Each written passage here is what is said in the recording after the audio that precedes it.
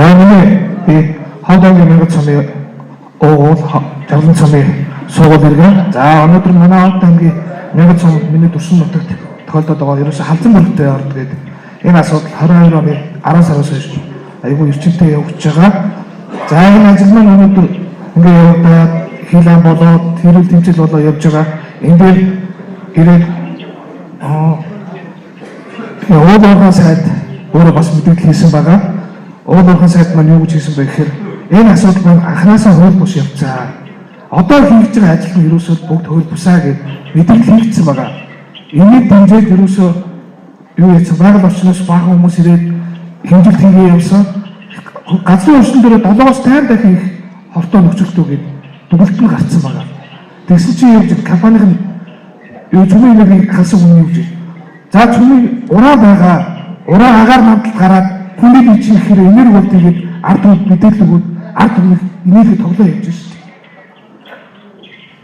дээ. Өнөөдөр ховд аймгаас маань ховд аймгийн мөнгө цомын зарим иргэд маань төрийн бус байгуулад усны засгийн газрын хэрэгжүүлэх хагаад усны газар руу бид нар бичиг явуулаад үтсэн. Өнөөдрийн ашиглаж байгаа 100 шоо метр квадратаас дээшээ гарсан болохоор 23 оны 4-5 сард гарсан байгаа усны дүгэлтийн гэрээ, ус хаягдлын гэрээ өнөөдөр ямар ч ус ашиглах гэрээг нь хорцсон байгаа. Тэгтэл өнөөдөр хар уснаар хор болны сав газрын захиргаа өнөөдөр очиж усын ажлыг зогсоогоогүй. Өнөөдөр ажил нь явж л сайдаа. Бид нар өнөөдөр энэ уран гэдэг нөхцлөөс хойш юусэн сумын харагд ирэх малчид маань малаа зараад нөөж бүгд одоо айцтай байна. Энэ Монгол улсад ерөөсөө хүн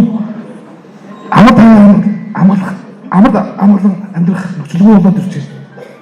Ус дөрөв хүмүүс ард иргэдэд бодмоор дэлхийн зах зээл яагаад манайх руу газрын хөрөнгө гэдэг юм.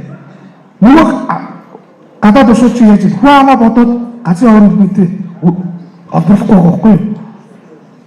Дараа бүрээ манай Монгол улсууд мөнгө өгнөөгөр ороод ирсэн. Тэгээ